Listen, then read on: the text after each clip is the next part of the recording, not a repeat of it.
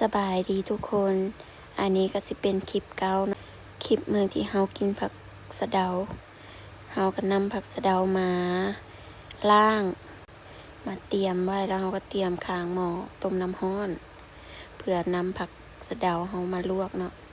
หม้อน้ำเดือดน้ำพดแล้วเฮาก็เอาผักสะเดามาลว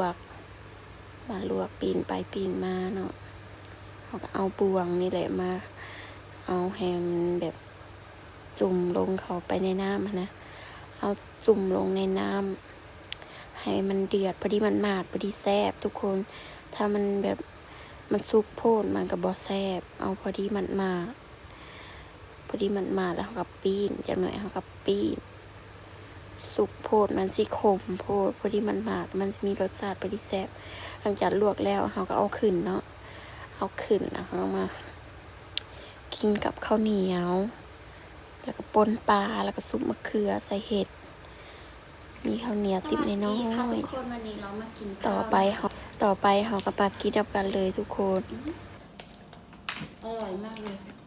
ซุปมะเขือ แล้วก็ปลาแห้งผักสะเดาแซ่บ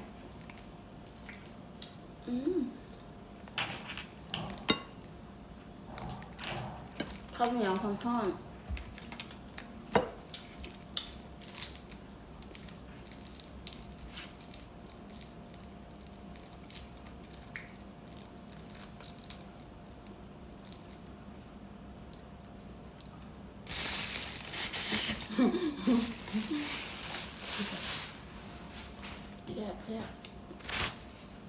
แซ่บอีหลีแซ่บบ่ฮู้พี่น้องเข้าจนตกแต่ปาก ถ้าถูกใจคลิปเฮาก็ฝากกดไลค์กดแชร์กดติดตามในเด้อทุกคน